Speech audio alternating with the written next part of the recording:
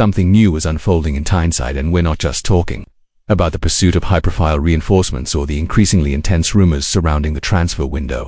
There's a strategic move happening behind the scenes at St. James Park, gradually revealing a shift in the board's approach. A new name has begun to gain momentum in the background.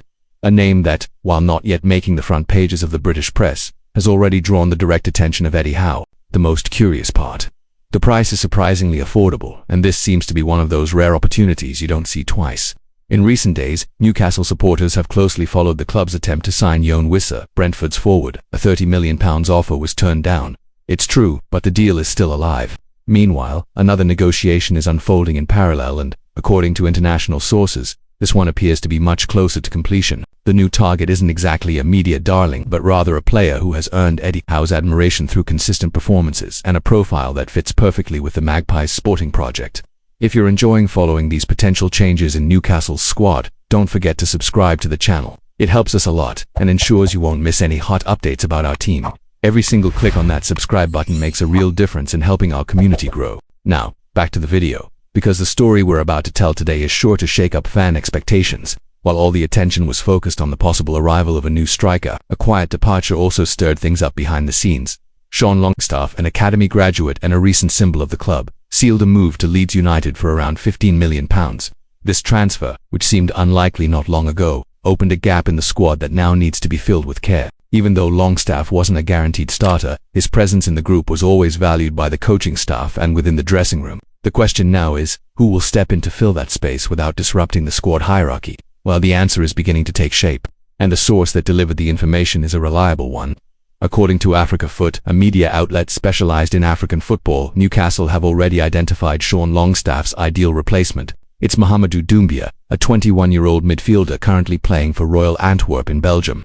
According to the report, Eddie Howe holds Dumbia in high regard and, despite his youth, the Malian already shows great maturity on the pitch. Newcastle have reportedly made initial contact with Dumbia's representatives to assess the feasibility of a deal. The same source states that Dumbia's contract includes a release clause set at €20 million, around £17.4 million. That's a price considered affordable by Premier League standards and fits within the Magpies' current financial planning. Furthermore, Dumbia is believed to be interested in a move to England this summer, which would help speed up negotiations. With 34 appearances last season, 3 goals, 2 assists, and 9 yellow cards, the Malian stands out for his intensity, tactical awareness, and versatility across the midfield. If you've made it this far and still haven't subscribed to the channel, now's the perfect time.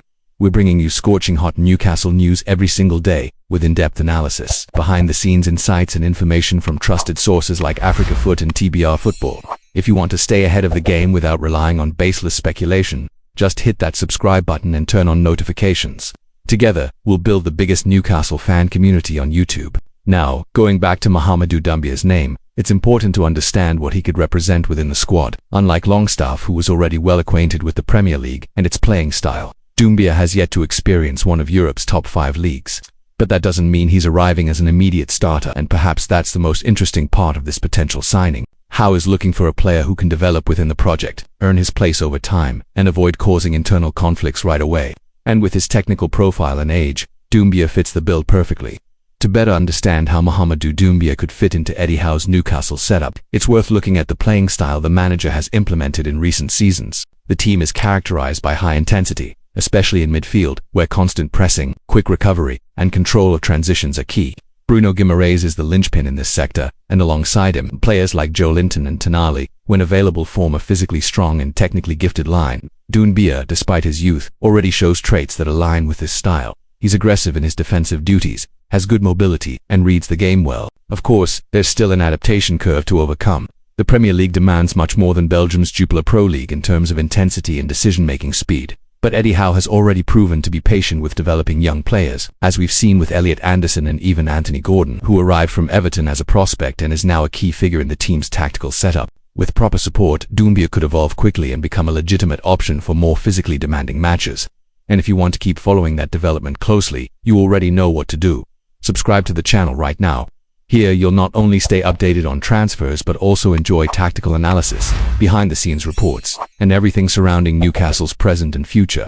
Our community grows with every video, and your participation is crucial in keeping this content alive and relevant. Back to the squad. Longstaff's departure creates an opening to restructure the midfield rotation.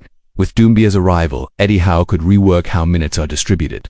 In lower-stakes matches or domestic cup competitions like the FA Cup or Carabao Cup, Dumbia could feature as a starter while gradually learning and maturing alongside more experienced players. This kind of smooth transition is vital to avoid burning out a young talent prematurely, something we've unfortunately witnessed before with promising players at other Premier League clubs. Another angle to consider is asset appreciation.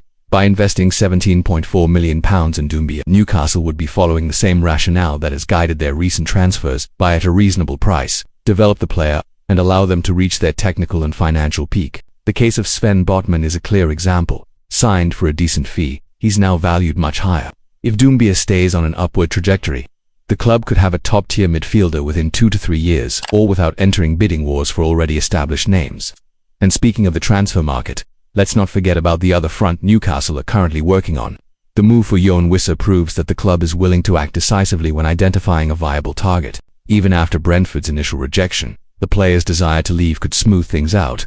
Additionally, sources close to the forward suggest he's keen to work under Eddie Howe and compete in European football next season, something Newcastle still hope to secure, depending on how the fixture schedule and Premier League standings unfold. But while Wissa could be a short-term attacking solution, Dumbia is viewed as a long-term midfield asset. This dual approach shows how the club's board operates on multiple fronts, balancing immediate needs with future planning. That, by the way, hasn't always been the reality at St. James Park. If we look back at the period before the current owners took over, the club often acted reactively without a clear structure.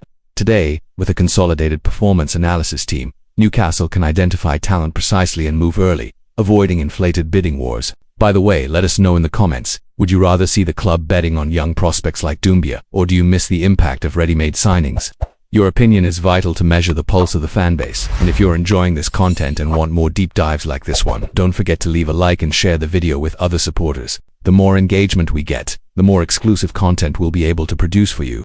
Back to Dumbia, it's worth mentioning that his recent performances for Royal Antwerp have drawn attention not just from Newcastle but also from clubs in France and Germany. However, according to Africa Foot, the Magpies were the first to make official contact with the players' representatives. That puts the club in a privileged position during negotiations. The release clause makes the process more straightforward and avoids drawn-out talks with the Belgian side. If both parties are keen, the transfer could be finalized quickly, which is always a plus during a busy window. Still, it's important to emphasize, no deal has been completed yet. Talks are at an early stage, and everything depends on Eddie Howe's final evaluation, the club's budget availability after their next moves, such as the Wissa deal, and of course the player's own wishes. But the mere fact that his name has been prioritized internally already shows there's a strong chance this signing could happen. And here on the channel, you'll get every update in real time, with the most reliable market information available.